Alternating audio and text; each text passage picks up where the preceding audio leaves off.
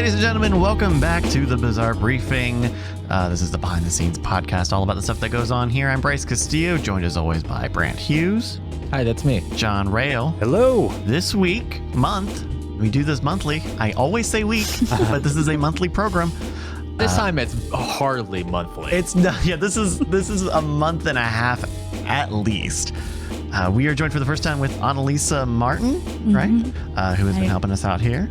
And Heather Gardner, who is one of our remote editors. Hello, Heather. Hello. So we got a nice packed house, got a lot of videos to talk about. How's everybody doing? Before we get into that, how's everybody doing? Everybody doing good?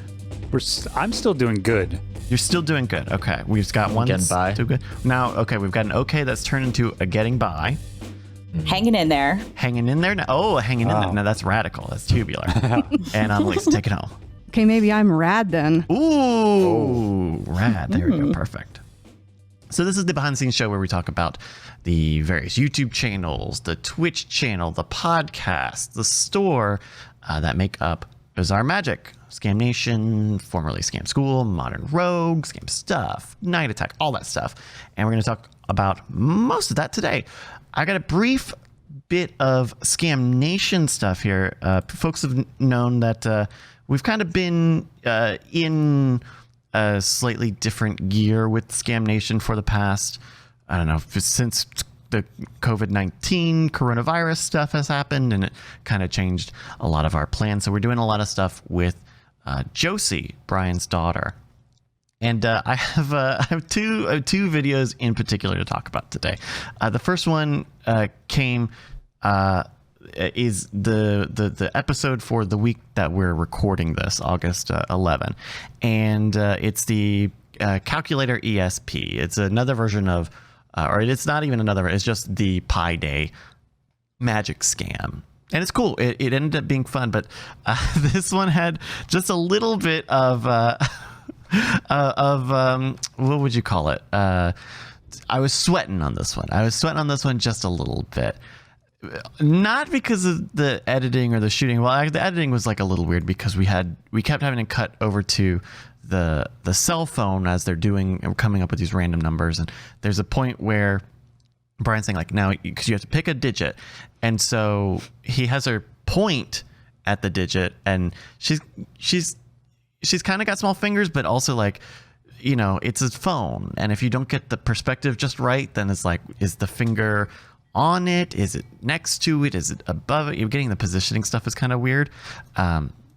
So that was a little bit dicey. But the other thing that was dicey was I wasn't sure if we could actually edit this video.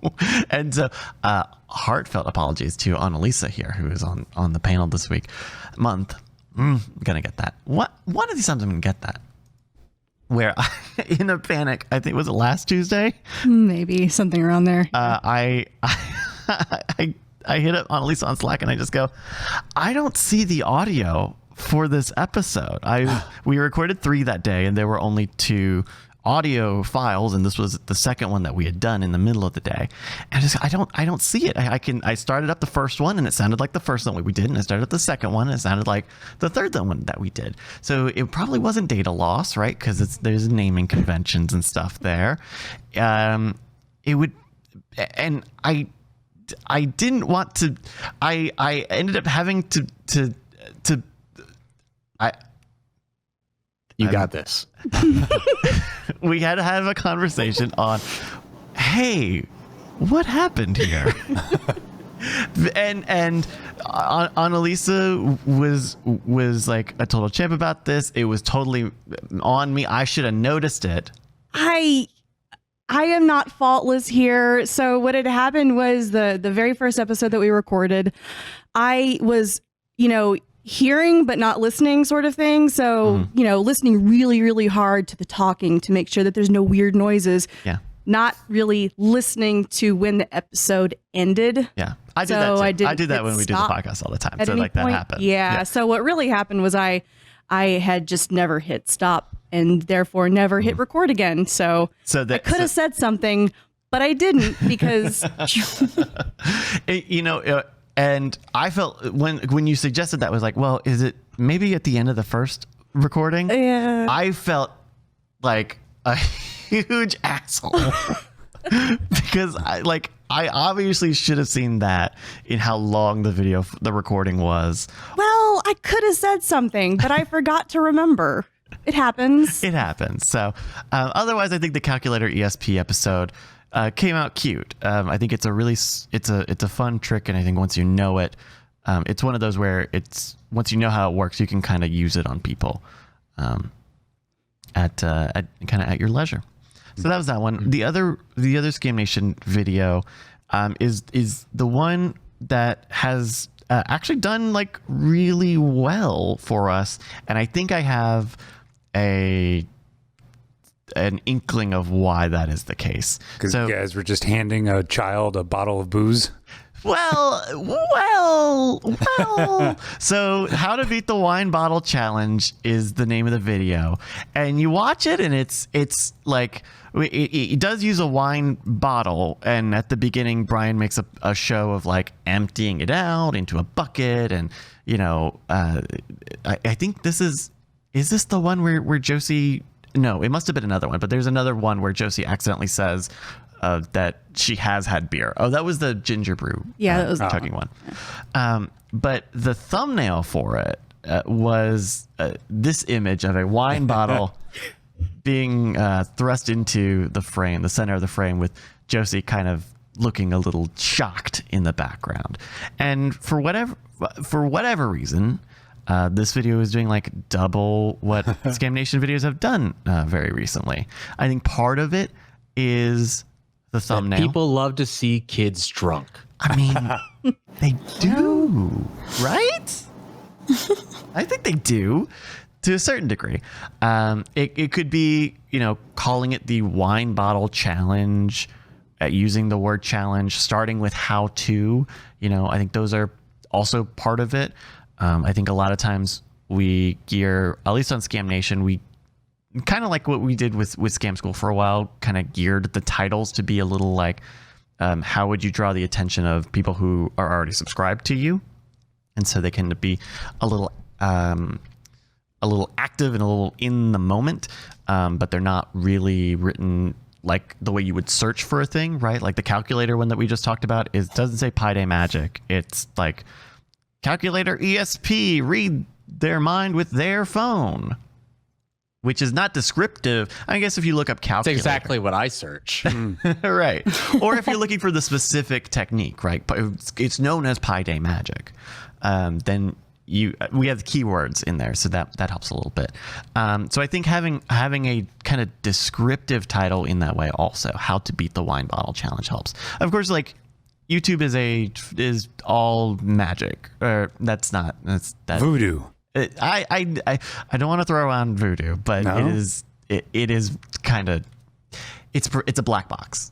It's a black box. We don't know how it works. No one knows how it works, right?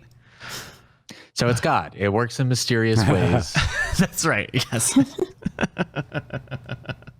But I don't know. I also don't expect I'll be doing thumbnail. I don't think we're going to find ways to throw alcohol in front of a scared looking. You're not even pre-twin. trying. Oh man. So that's a little bit of a Scam Nation update. Brandt. Yeah. We for the first time ever, we didn't have you on the show last month, and we managed to do just fine. But never. We want everyone to be on. We want to have all of our friends be on the show. You took a little bit of time off, right? Yeah. How was that? Kind of my first vacation in 8 years. So that was nice to have, to be able to stop working for a brief moment in time. Yeah, I just kind of sat around the house for a while. I rearranged my entire living room. I cleaned up some stuff. I unpacked a box that has remained packed up for the past 5 years or however long I've lived here. And I was like, I should get around to doing this. And, just like a lot of little stuff like that, a little planning of stuff, just kind of utilizing the time to take care of things that just I've never had time for before. Yeah. So it is like it's one of those things where it's not maybe the best time to have time off because it's not like you could travel really or like. Which I mean, for me, is not that big of a deal because I just love being at home. Yeah. In fact, probably a pretty good time to be off because there's still a pandemic outside, and just being able to sit at home and stay safe is nice. So yeah. I'm glad. It sounds therapeutic, sounds productive in terms of getting stuff. You do got to get stuff done around that. I equally have many boxes in my closet that have never that were not unpacked when I moved into my last apartment, and then they came to the apartment that I'm in now. Efficiency. That's right. That's right. Save on the moving costs. Well, why also, unpack if you're just gonna pack it back up? That's what I'm saying. I agree, because I've definitely had some boxes that never got unpacked until I lived in the house that I finally bought for a year. So I have no more unpacked boxes. Thing I'll say, if anybody was not a proponent of universal basic income, hey, try taking a month off where you know that you're gonna still be able to pay rent, and it's real nice. You can decide to learn a skill. You could take care of things that you put off for years. Wow. You could do all sorts of stuff. It's great. It sounds great. I agree. It sounds saying. great. Yeah. Well, that's awesome. I'm glad I could help a little bit. We also don't have David with us today, who runs scamstuff.com, but Still alive. He's still alive. Yes, he's still with us. But I did get a little bit of an update from him, Ray, how the store is doing. First off, I guess here's breaking news. Scam Stuff got a redesign, or we finally got a redesign of scamstuff.com under our belt. I think it looks really nice, and I know it has been a long time coming, getting the store site revamped. How long have we had that previous design for, Brandt? Was it back when you were manning the store? Well, this is the first I'm seeing this new design. Wait, what? Yep. Nobody told me. The previous design. So I think Scam Stuff as a website has had. I think this is maybe the third design we've had since launch. Is that right? That sounds right. Because I remember what it looked like when it launched, and it was like that for a long time. And we were like, we have to change this. It's bad. And then we kind of just threw something together and just never had the time or resources to update it beyond that. I want to say the previous design was probably around since 2014 or something like that. Yeah. It's been a while. And we have been talking about doing a store redesign for a long time. I think we've mentioned it on this program, and various things have happened that made it difficult for that to finally take place. But now the brand new scamstuff.com, I think it looks really nice. I think it takes advantage of the really nice photos that we've taken throughout the years of all the products. And it just looks cleaner. It looks cleaner. It looks more organized. You have distinct categories. I'm so happy about the categories too. When I looked at the old website, I was like, what if I just want playing cards? Well, then it's okay, well, the Google card, but not but not all access card. You get other stuff. Go to Google scamstuff.com, quotes playing cards, unquote. Or use the search in the website, but then sometimes you have decks of cards that don't say playing cards or don't say cards, they're kind of their own little thing that are branded in a specific way, so they don't show up and propagate and search results properly. So it's just really nice to see clean categories of here are different types of products that we offer. Long overdue. Yeah.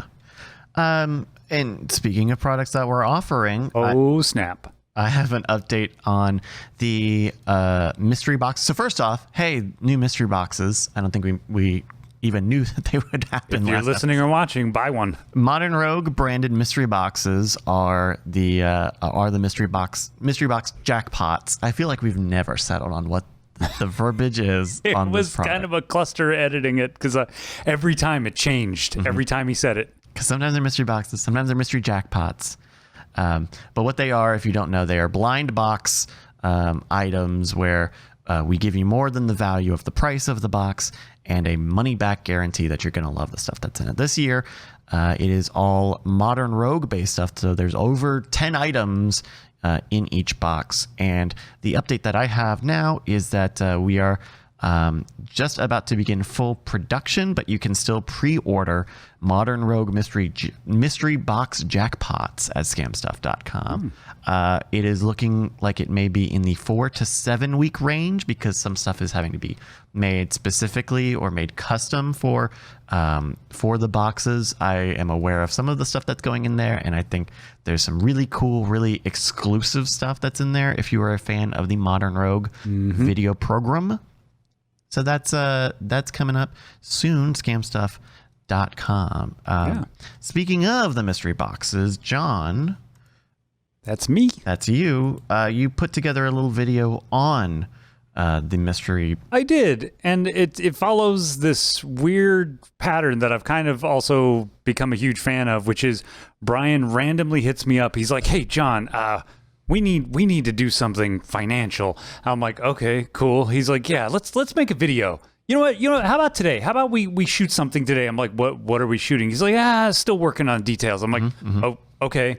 And so it always ends up me and Brian like in a single camera kind of thing where we walk around HQ and he comes up with a plan. And so this was his latest plan. And they're just always these Brian and John videos that we put together last minute and he needs it out like the next day. That is how product videos have historically gotten done here. It was actually easier. I feel like it was actually easier a few years ago when we were doing Behind the Scam every week, which was basically a product or marketing video. So it was very kind of formulated, right? Like it would be me and Brian in the studio, and John Tilton would be there, and he would go through the things. I'd take takes on my time code thing, and then I'd turn it around super quick so that we had, a product video, a promotional video. In fact, the funny thing about so you guys did this. So this video came out on the 31st of July. Yeah. This past week, on the Scam Nation video, we ran the same video. Yeah. Because Brian also hit me up on Wednesday, I think, saying we didn't tell anybody on the Scam Nation channel about the mystery box jackpot boxes. And then asking me what we should do.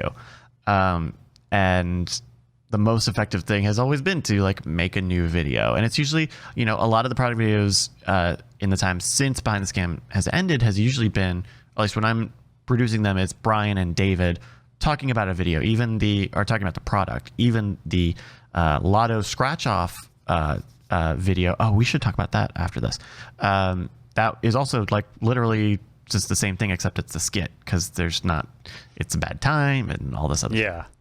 And so it's interesting that they are in this way, because I do think one thing Brian can do is pontificate really well. Yes. And I think, and I know that you like kind of the walk and talk sort of style in various circumstances. And I think it works well for this sort of thing, right? Yeah, and it's just kind of a fun thing that's happened twice before. Like we did the pen video and we did the Founders Club video, and those were both last minute, hey John, let's just go shoot something now. And I'm like, okay. Yeah. And so that's pretty cool. Any other things about that video? I mean, there is a puzzle in it. I guess we won't spoil it. Oh yeah, and it's a very, very simple one, which kind of made it a little difficult in the minds of some people. So yeah, watch out for that. People thought way overthought. There's no way. They overthought it way. It's the Rock. He's holding this rock. Why? It's got to be the Rock because he's holding a rock. And this was fun to edit right here, just because he wanted the most obnoxious thing that I could create. So I just went kind of free for all, making this bunch of special really insane thing happening right now. The muzzle flashes. Seizure warning. Well, okay, there we go. Mystery jackpots. Yeah. And very briefly on the scratch off lotto video. That video came out really well. Yeah, it looks. The opening is sexy as hell. Yeah, I'm glad it turned out. I'm glad it turned out really well because we weren't sure exactly what it was going into it, which is how we always are with stuff like this. But then it's also like, well, they're also doing Annaliese. Yeah, Annaliese's in the background there. Corey, who's been on the show before, is also in the background there. It's always the improv style of writing. I don't know, John. Tell me if this tracks because I know you've got kind of the LA vibe, right? Like A little bit. Improv in like production, like you have to account for it, right? You have to like put that in the script, right? Like okay, here's the areas where you can kind of toy around with it. You can have a little fun with it. Yeah. But you got to have the points to hit. But you got to have a script to do that. And this was very much just like, what is the current idea we're thinking about? And it ended up coming out really good. Yeah. I got to cut out some stuff that was like, I don't know. It was one of those things where we shot a lot of stuff and then I cut out a lot of stuff. Like the end bit here where they're in July of 2020 in the hazmat suits. Oh, like we did a lot of takes on this where they're like talking to each other or, you know, trying to, I don't know, talk. Like it was a thing where it was just a lot of even more words. And I feel like, this was like one of the last takes we shot where, my idea was like, just like get pent up about it. And that ended up being I think the best version of that. yeah. So that's the scratch off video as well. Let's talk about some modern Rogue videos. A lot of them have come out, including this one that Heather edited, the Dakota fire pit. Yeah. Woo! I guess before we get into the editing of it, the shooting of this was how was this? I don't think I was there for this shoot date. Yeah, it went okay. Like it was this opening was fun because we got to throw out a few suggestions that they ended up going with. So yeah, or the cold open I meant. Sure. But the rest of it went fine. I mean, largely due to Corey's prepping of everything and making sure that it actually functioned ahead of time. Yeah, how many holes did he have to dig before he found one that he could dig deep enough into the limestone? Yeah. I heard like 7. Because our property doesn't have very diggable dirt. Yeah, because this is Central Texas and everything's built on top of limestone caves. So, Heather, how was the process of editing? This was your first video that you edited for us, right? Yeah, it was really fun, but it was definitely a learning curve.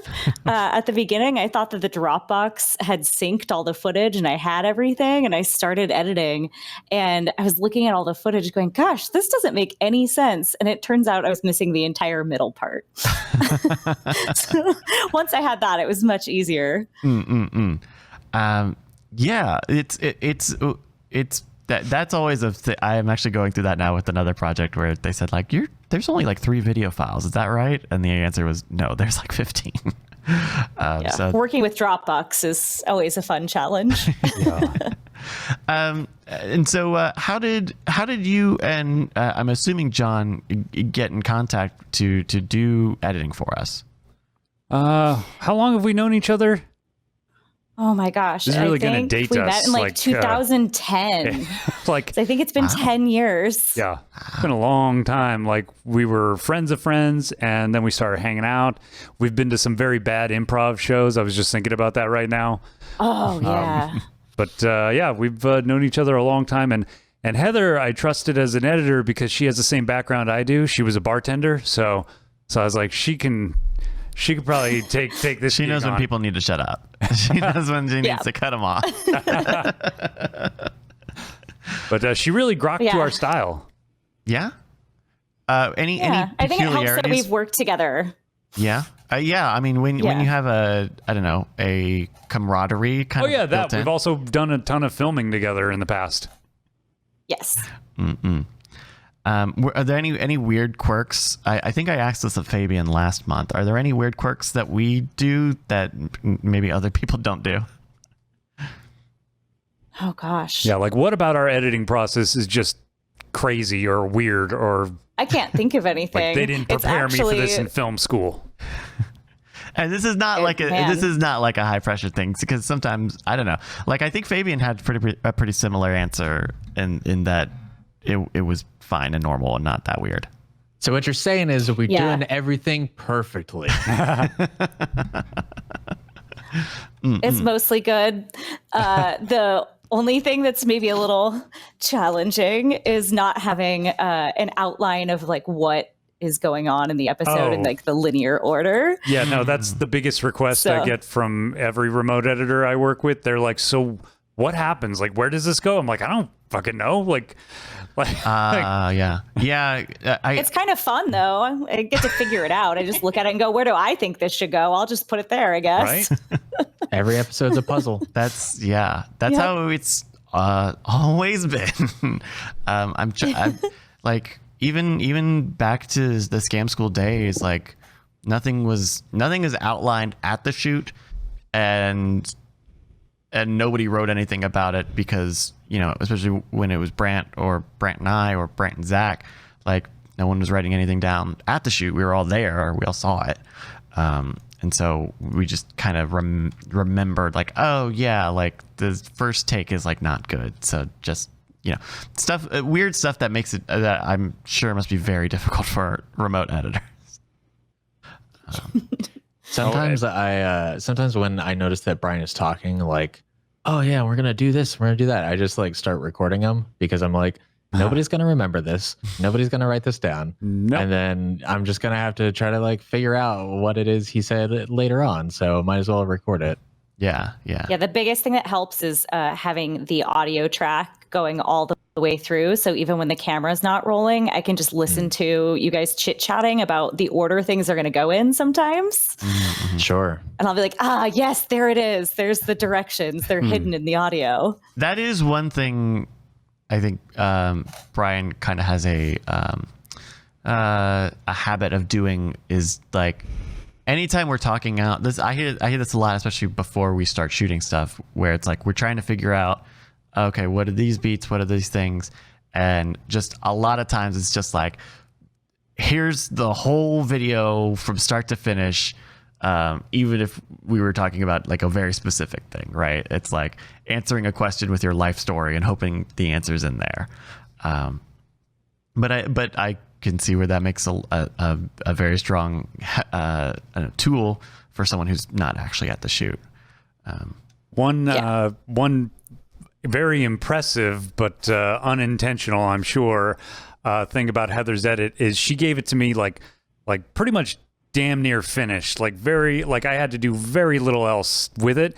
And then I find out in hindsight she didn't proxy anything, so she was like basically cutting the whole thing blind. Oh Jesus! Because I'm not used to working with like high quality footage. So yeah, we for listeners who don't know, we shoot in 4K at 10-bit, which is an even higher bit rate, and we have 3 of those cameras running for most shoots all the time.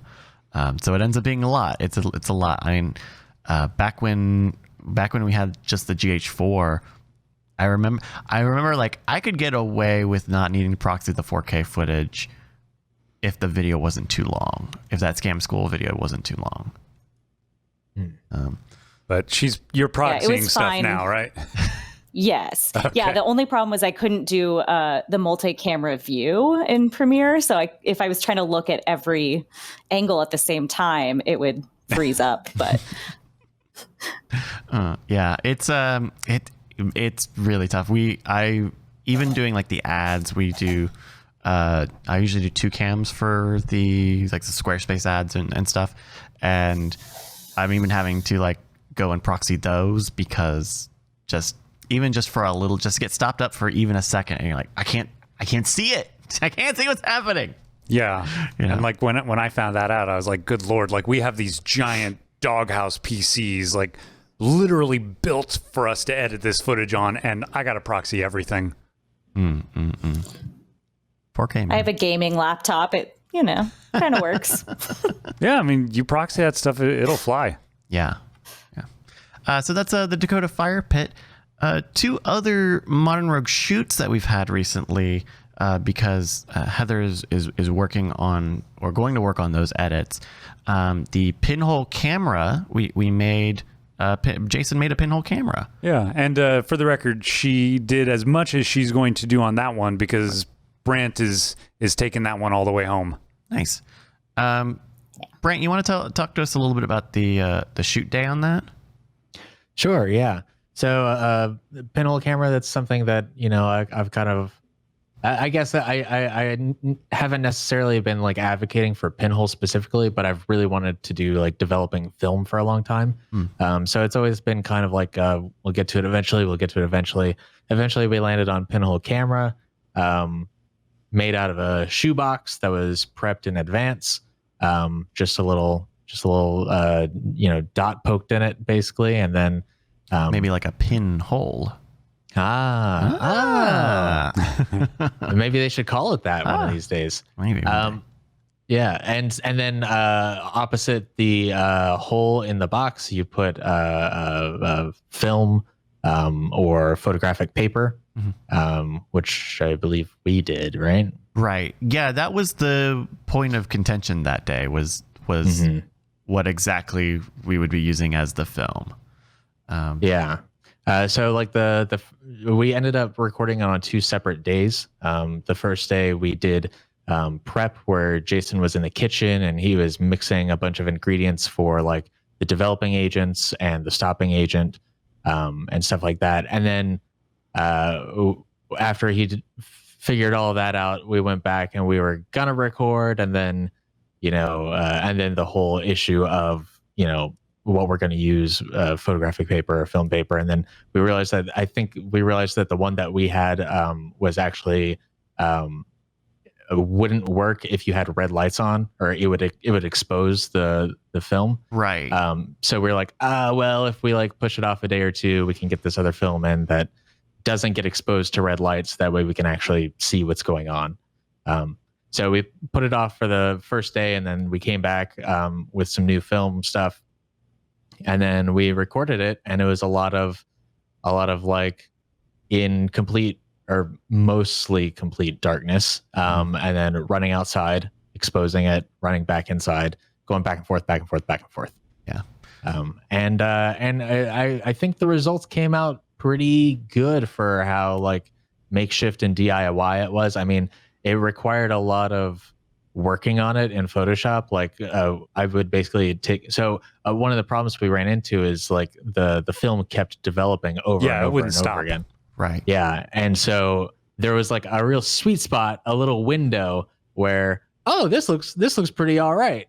And then it would just turn into like this dark gray, brown, blue muck. And so I ended up having to take digital photos of the photographs in that kind of sweet spot. And then I would take those digital photos, go and punch them up in Photoshop, and they were negative. So you had to like invert them and, increase the contrast, because it wasn't very contrasty, the way that it was developed. And then clean up like some of the scratches and stuff like that. One of the, so I ended up being kind of the leg man on developing the photo paper. One of the things I think that kind of made it tough was that this was another episode where we were sort of mixing 2 different recipes from 2 different people. And so we had this, this stop development and stop bath solution with like organic, like DIY sort of thing, not like, chemicals and all. Or I guess whatever, chemicals are the real thing, but you know what I mean. And we were using, I think, another thing, the recipe, another part of the recipe was made for using photo paper. So I think we had the whole thing that was kind of for the nice film, and the other thing that was for photo paper, which is a little easier to use. And so I think if we did it a second time, I think they would come out even better. But yeah, not fully getting them stopped, not fully getting them like washed out, which I think caused some of the discoloration. Was an interesting thing. It was a kind of an interesting challenge because also we weren't sure how long to expose the film for, because this photo paper is not what you would use for a pinhole camera, right? Like a lot of them are made for a roll or for specific other things. So it was a weird one. Did the photos came out good though? Yeah, I think so. I mean, not all of them. There were a couple where it's like, oh, if you like know what you're looking at, you could see it. But you know, it relies so heavily on like contrast that, you know, it's like if it were like Brian and Jason against the sky or something, it would come out really nice. So like those high contrast points look really good, like the trees against the sky and stuff like that. And some of the shots looked pretty good. I think like the shot towards the end looked pretty good, stuff like that. Nice. Heather, how was it putting together that rough cut? That one was a really fun puzzle to put together. I actually really enjoyed working on it because I was learning a lot through the process. I took photography in college a long time ago and developed black and white film, but I'd completely forgotten all of it. And I've definitely never tried to, you know, make my own chemicals. So it was really fun. But the most interesting thing was I didn't see the end result photos. I didn't actually have that when I started editing. So when I was looking at just the raw photo that they were looking at and they were like, oh, wow, I see my face. I was like, what are they talking about? Yeah, because we were on set, like I was taking shots with my phone and like inverting the colors on my phone and cranking up the contrast there just so we could kind of see it. Yeah. Oh, yeah. man. As soon as I saw the end result, I was like, oh no, now I see exactly what they're talking about. I'm amazed how good it looks compared to what it looked like on camera. And correct me if I'm wrong, Brandt, but isn't this the first project you're going to be taking from an A editor and taking it to the finish line? I think so. I will say, at least with this round of editors, almost certainly.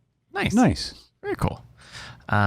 Any other thoughts on pinhole cameras? I think that was an interesting. I'm excited to see what your treatment on those photos is, Brandt. One last thing. So we wanted to see if we could get like video footage of the pinhole in effect. Oh yeah.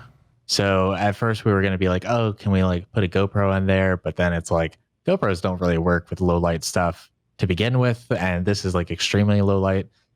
So we ended up having like this hole cut out in the side and stuck my A7S in there and then just like cranked the ISO way up. And you could totally see it. And it was really weird because it was, the hole was cut in the side, like a 90-degree plane from the actual hole. So instead of seeing, you know, the wall that the light is shining on directly, you're seeing the wall next to it. So I could see like a video preview of the light in there, and it was really interesting. But what I was actually seeing was an image of behind me, just because of the direction that the light was coming in from. So that was really neat and kind of a fun production challenge to solve. Yeah. How did the low light? Because we shot a lot of that stuff in low light with the red light, or I think no light for some of that stuff. How did that end up looking? I know we used the A7S for some of that, which has good high ISO stuff. But I think this is our first time trying to crank up the GH5s for low light. Not necessarily the first time. We did it with the Bloody Mary video for sure. Oh right. And I think, did we have the GH5s for the ghost hunting thing? I think that might be before. I think that GH5s. was before. Yeah, because I remember we used my A7S there and maybe a GH4. Anyway, so you could definitely tell which camera's the A7S. You could really? You could really tell. Yeah, it definitely is a notable look. Mm-hmm. But I think all of them, were usable. Heather, did you notice anything specific with those cameras in the low light situations? Not really. Well, I mean, it actually, she didn't have the A7, she didn't have the Sony footage for a while. So she was like, is there not a wide angle to this? Like, am I missing stuff? And, Yeah, I didn't get that to the very end of my process. Oh, wow. Oh, geez. Yeah. Gotcha. Well, very cool. So everybody keep an eye out for that. Or maybe it's already come out. This podcast comes out late is the joke on that. time travel. One other shoot that we're going to talk about, we haven't had a video out for it, is military hand signals. Now, who was I with on that? Was it you or Brandt? It wasn't me. I was Brandt, was it you and me? Like shoulder mounting that thing? Yes. So what is military hand signals? Heather, what is it? Who knows, really? So it seems to be Army hand signals. And there's some fun stuff with Brian's daughters showing you what that looks like in practice. Oh, this is like the SWAT thing where they're like, Yes. Yeah. It's like baseball signals, but with guns. Yeah. Oh. Yes. It's hard to describe it on a podcast. And the actual filming was like hurting these kittens, Sure, because was it all three of Brian's Yes. daughters? It got done. It got done, I bet. Yeah. Kind of. So and also that is where, because I think Brian tweeted it out, but that is where the photo of Brian Yes. with all of the paintball welts Jesus. on his chest came from. My understanding of that shoot, as someone who was not there and only heard what was supposed to happen, was that the girls were going to come up, shoot around Brian and Jason, and then leave. I believe he made an executive decision. It was a classic Brian move. He didn't see Bryce anywhere around. He's like, I'm gonna get away with this. Could get him a sweater or oh man, I've never been hit with a paintball. I hope to not ever have that happen on my direct skin. But boy, howdy. Okay. He was The proud of it. footage is really funny, so it's worth It's it. good. Okay. Well, like him, I think if that's what happened, that's totally fine. At least if the joke's there. It's his body. I can't tell him to. His body, his not do it. choice. So, we just have to make the best out of his decisions. I don't remember him complaining about it afterward, just being like, yep, that happened. He got a lot of content out of it. He loved showing people his fake nipples. Oh, he was happy about that shoot. And so Heather, you've started rolling that video. She already has the first rough cut Yes. done. It's Oh, nice. it's the ending that's giving her a bit of a fit because just what is going on? Yeah, the girls were really struggling to fire the gun. They would do one shot and then they couldn't do a rapid shot again. So it's just a matter of trying to cut together this footage in a way where it looks like they were rapid fire shooting him, even though they definitely were not. Yeah. It wasn't the girl shooting. Well, the girls didn't end up shooting Brian directly, Yeah. but just Yeah, getting them exactly. to So I fire have it to off. make right, those- right. Okay. Making those two things match each other is a challenge. Yeah, I wonder, because there's not like a muzzle flash like there would be for a standard gun. There's kind of a thump. Yep. Well, it's a puzzle. No, it's that stuff gets difficult. Anytime you have to compress time, makes it difficult with stuff. I'm working on a Scam Nation now with redoing NIM, the original version of NIM, and there's a lot of stopping and counting and waiting. The calculator one had that one as well, where it's reading off digits slowly, and it's you have to get pretty creative to make it just not feel monotonous, to I'm lucky that every episode I've worked on so far has involved a lot of compressing time. That's a lot Lots of puzzles. Yeah. So that's military hand signal. So those are some shoots. A few more Modern Rogue videos that have come out. John, we're gonna, I guess, toss to you on this one. Kind of a new thing, Rogue News. A whole new thing. And we had the inaugural launch with one of the boys themselves, Jason Murphy here. And I think we got a really good look out of it. And I spent a lot of time developing these assets and these title cards and stuff. So it's just a really slick, fun thing. And Dwayne, our main website guy, is happy to search the internet and find these cool stories of either rogue people, rogue businesses, and we just get in front of a camera and present them. And now that we had the inaugural episode, for the rest of the run of it, however long it lasts, I would like it to essentially be all of us. So like the second one I did, and we're actually filming one today with Bryce, and maybe we'll get Brandt on camera, and Annaliese has said she's down to be on camera.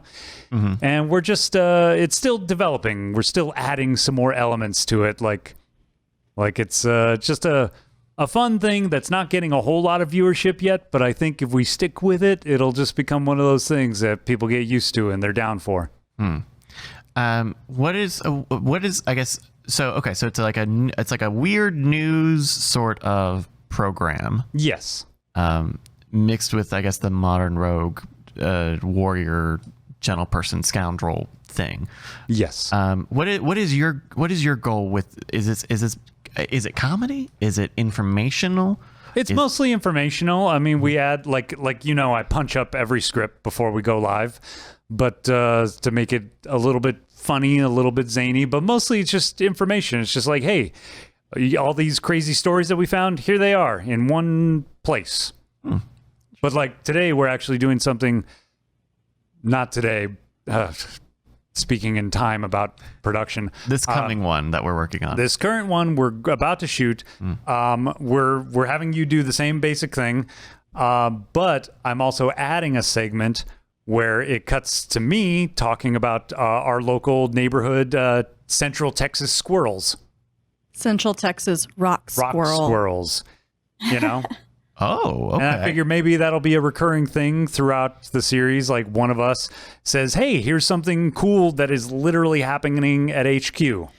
And that is actually something that people asked for when this place was sort of in its beginning stages. There is a document floating around about, what should we do with the place? And somebody actually asked for like a log of the flora and fauna. So I kind of had started doing that a little bit in the Founders Club Discord, but that's, it's pretty private group there, but this will be a little bit more. It's like, okay, we want everybody to see the critters that we have around here. Yeah. So okay, interesting. I mean, cute animals. Come on, they're trash kittens. They're so amazing, and they're big.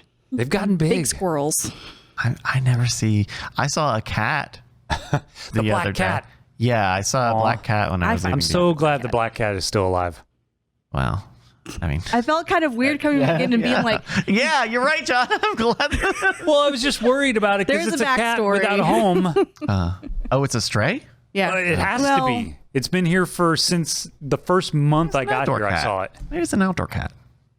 Who cares? That's not just okay. hanging out. How dare. It's not right. Okay. I'm just happy I'm not the only cat person here now. Cats need a home. Yeah. Wait, and it probably has one. I bet it has one. Probably gets fed by like 6 different people. I hope so. And now, Annaliese, we also had you all on kind of featured on a Modern Rogue video recently as well, right? Yeah. She broke some stuff. So this is how to craft the deadly monkey fist. Monkey's fist.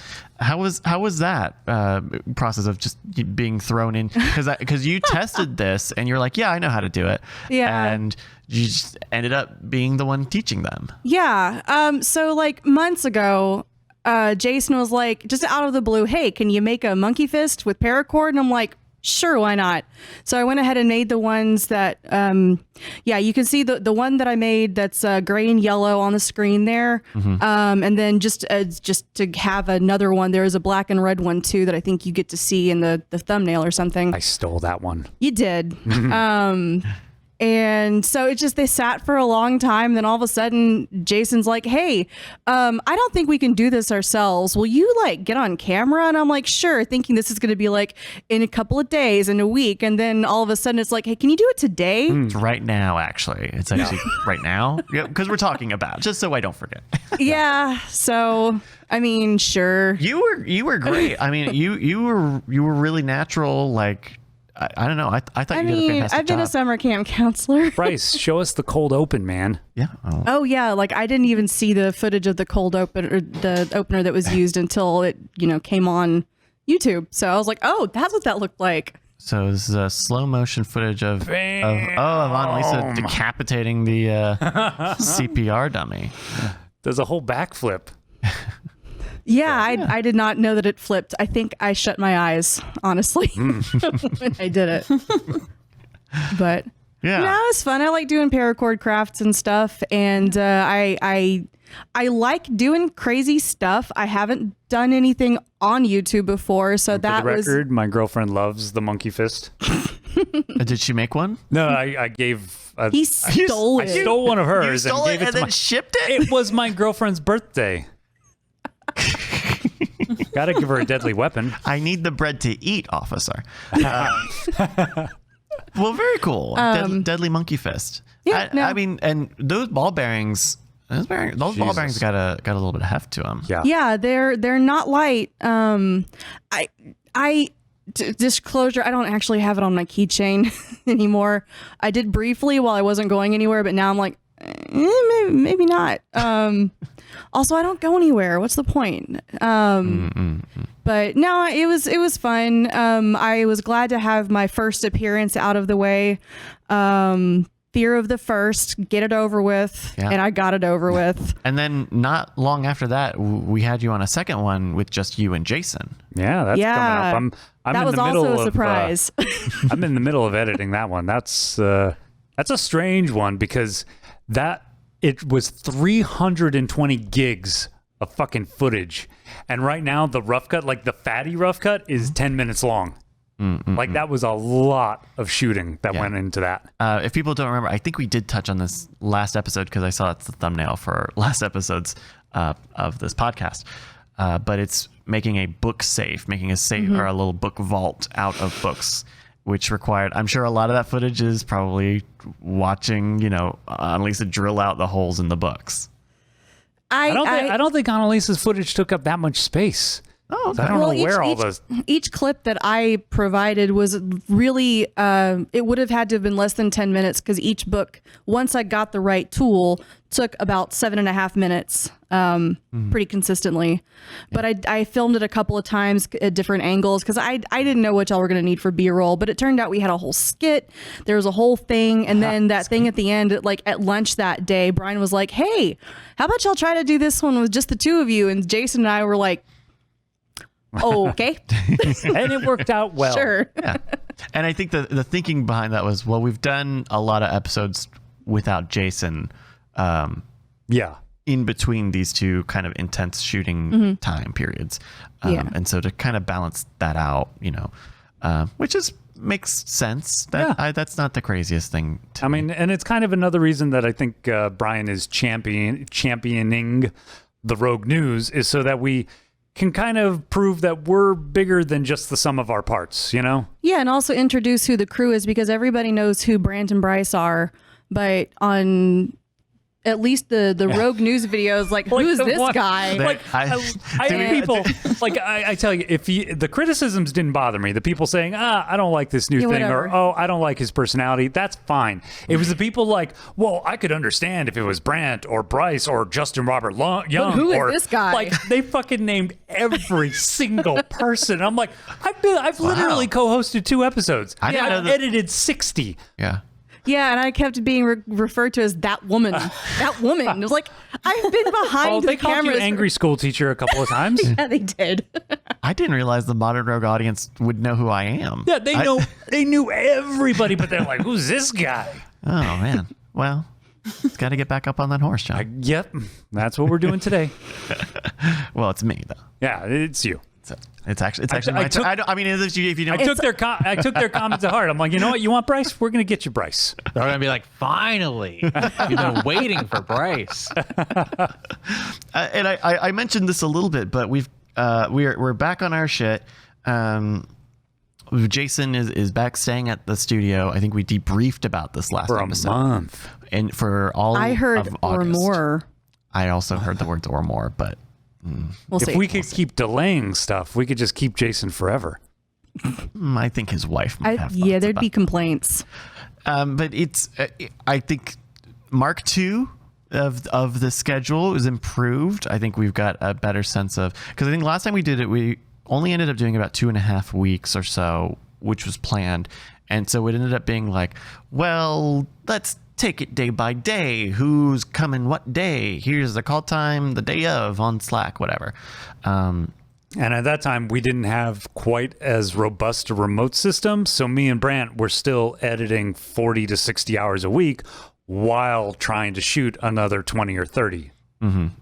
What is burnout? And so that's one of the things is because it's so long, it's so much longer. There's a bit of a rubric in terms of what types of things will be shot on different types of days, because everyone has other obligations that they have to do, right? Like Monday and Tuesday, I'm usually not available for stuff. Wednesday, I'm definitely not available for stuff. If you guys have edits, travel and stuff.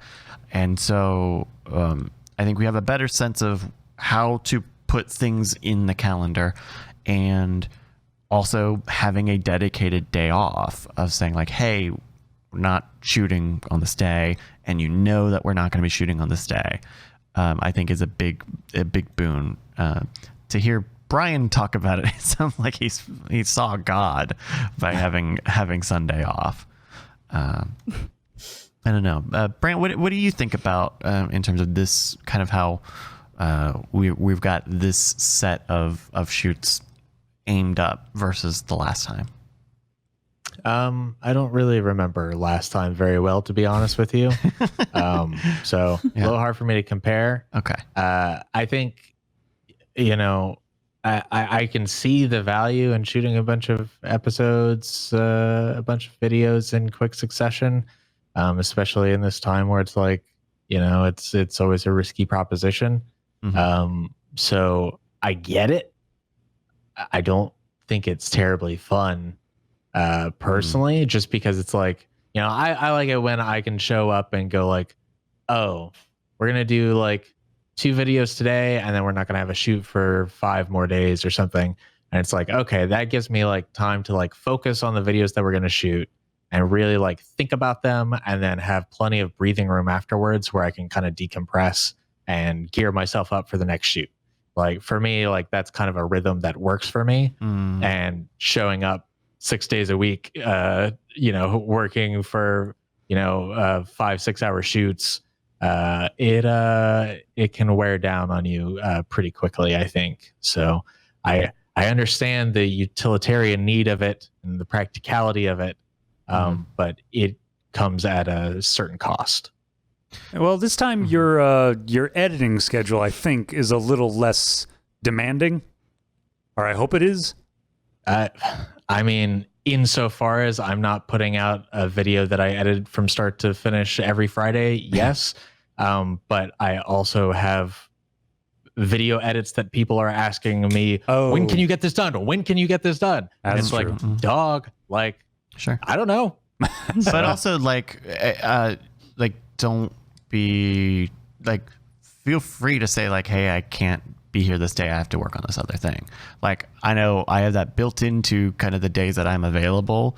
Like that's what everybody needs to do. That's what everyone should, in the most ideal version of this, should have done. So we have a good sense of this day, these people are available. This day, these people are available these days. And so it's not everyone, hitting the ground running, 5-6 days a week shooting all the time, but it can be in a way that is not going to burn us out. Because like that last time we did it for that 2.5 weeks, it was really rough. And like I was definitely feeling it this week between all of those, all of those shoots and all these other things I had to get done either out of my normal schedule or early and whatnot. And like, that was even with me, like not even being there one of those days. So it's like, it is tough. But also you don't have to shoulder all of it just because it's happening. Well, that sounds like a great idea. Well, there we go. So that's the shooting schedule. I think that's it, unless we have any other official topics here for the show. I don't think I have anything official now. No? Okay. Well, let's talk about some off-topic stuff, what people are doing kind of in their off time. Heather, as our guest, what do you do when you're not working? My boyfriend just bought a pinball table, so I've been playing a lot of pinball. Wait, a pinball table? Like the real one? Chung, chung. Yeah. It's Which called one Black is it? Hole. Black Hole. It's from 1981. Wait, is it that Disney movie? It's super fun. Yeah. Oh, that's awesome. Yeah, Damn. it's very fun. Wow. So I that's been very nice. We wouldn't complain if you sent us a photo of it. a weird bit of serendipity, because there it is. I think Brian recently watched He did. Black Brian yeah, he and was. Jason. They were just talking about it like And a I couple of just days watched ago. a whole documentary about it. And I Oh, grew wow. up with the poster of it on my bedroom wall because when my brother went to college, I took over his bedroom and never took down his posters. And that was one of the posters, and I've still not seen the movie. Weird. Oh, wow. Yeah, we were talking about watching the movie because I've never seen it. Godspeed. Has the pinball table become a maintenance project yet? Because that's the thing I always hear about pinball Yes. tables is they break Yes. down all the time, and then you got to get in there and fix it up. Yeah, it was like day 2. I broke one of the rubbers on the bumper. So he's learning a lot about soldering and changing all the Jesus. bulbs. So hopefully I pick Sure. up some cool tricks from that. Yeah, totally. That sounds awesome. Annaliese, what about you? What have you been doing while you're off at work? Well, I learned how to sew again. Just because you own a sewing machine doesn't mean you're a seamstress. So I've got a couple of friends who like the standard size masks weren't really working for them because I don't know, they're big, tall guys with big heads. No, so I've really honed my skills of mask making. Oh yeah, They're very personalized. you've made a bunch of masks. Yeah, John Yeah. has one. It's pretty stylish. Yeah. Yeah, and so I'm once we're done with the August film spree stuff, I'm gonna actually maybe sew something for myself. Nice. But other than that, I mean, y'all can switch out a little bit, but I think I've been doing the audio for every shoot day so Yeah. far, and it's all right. It's fine. This is fine.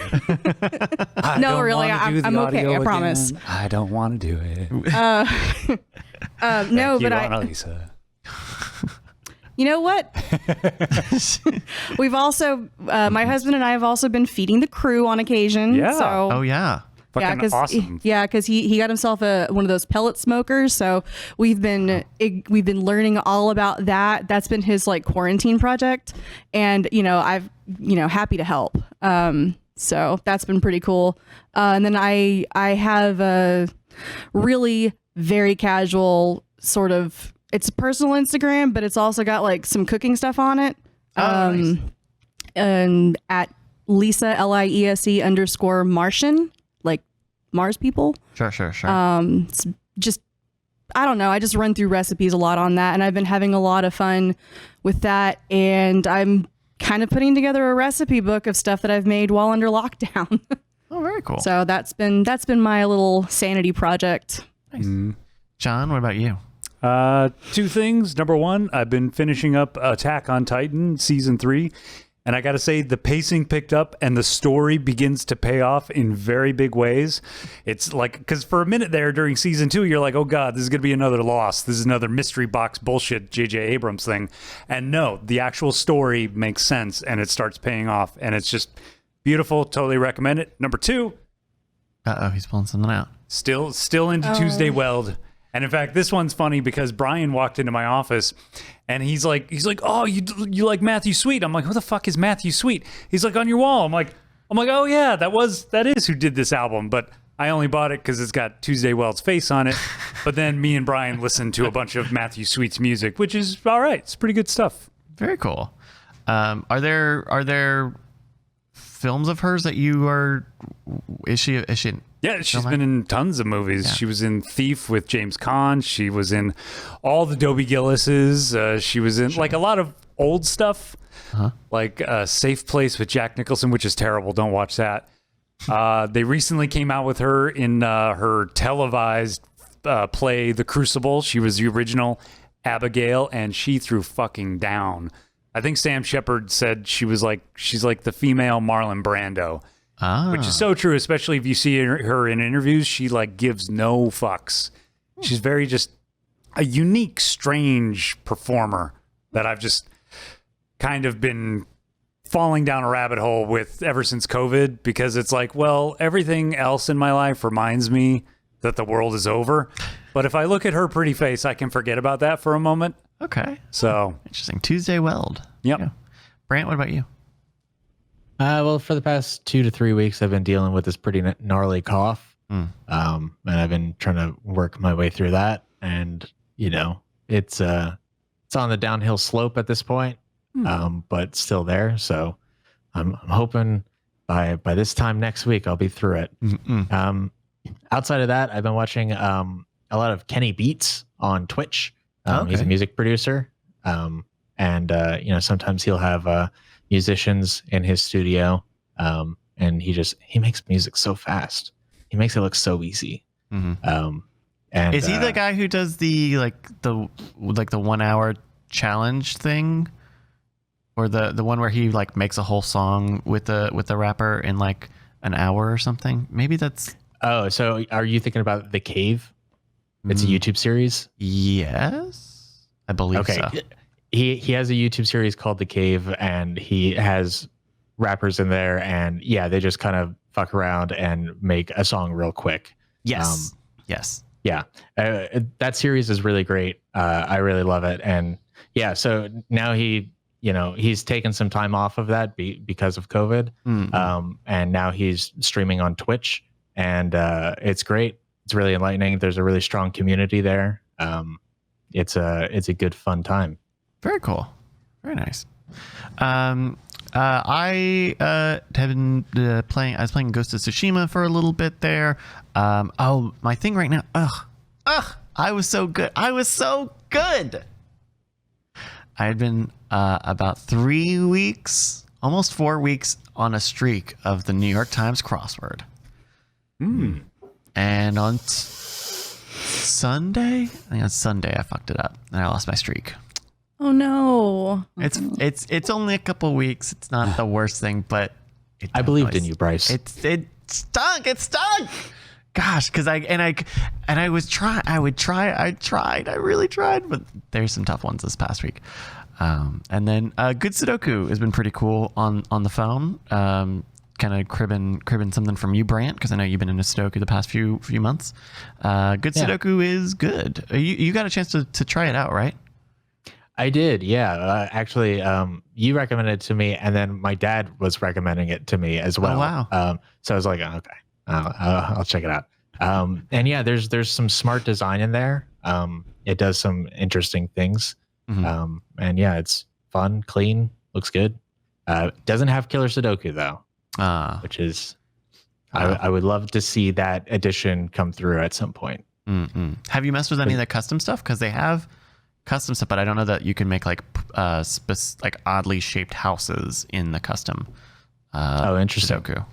No, I haven't checked that out yet. I'm trying to budget this month, so gotcha. I'm like, you can wait. But it's nice because it's not a subscription. It's like a one-time thing. So that's pretty cool. All right. Well, hey, it's also not a subscription. No, it is a subscription, but it's free. It's not a one-time thing. It's the Bizarre Briefing. You just listen to it. What a value. Hey, let's do some plugs really quickly, starting with our special guest. Sorry, Annaliese. I mean, you're also a special guest because it's your debut.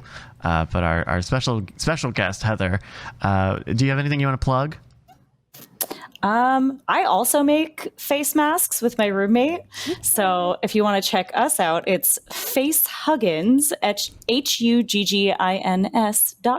Nice. Oh, very nice. Oh man, look at that. Aw. There it is. Oh, those are great too. Oh, the two-tone, or not two-tone, but like the two fabrics. That's clever. Yeah, they're fun and they fit really well, so they don't fog up your glasses. Very cool. Very, very important. Yes. Annaliese, what about you? You got any plugs? Twitter at Amuseliese, AMUSELIESE, because you just I just have to have the weird names. Instagram is at LIESE_Martian. There we go. John? My Twitter, Skeptically Pwned. Instagram. Nice. I'll have some more trash kitten photos up soon. Ooh, okay, there we go. Brandt, do you have any plugs? No, these are real. Hey. A commitment to excellence here on this program. Never miss a month. You can find me on Twitter at Gadwag. That's GATOWAG. Same tag on Instagram. And you can find me on the Modern Rogue Discord. There we go. For patrons. Ooh. Oh.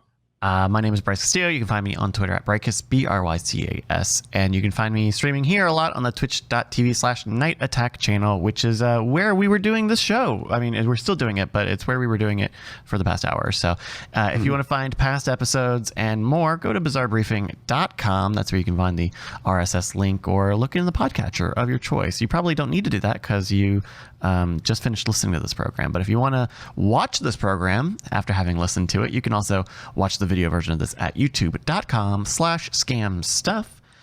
We try to record a rich multimedia experience. That's right. We try to do the show near the end of the month. Not looking at the calendar date right now. We try to do the show near the end of the month to talk about the previous month for July 2020. Thank you guys for listening, and bye. Thank you. Bye. Bye. Thanks for showing up, Heather. Yeah. Diamond Club hopes you have enjoyed this program.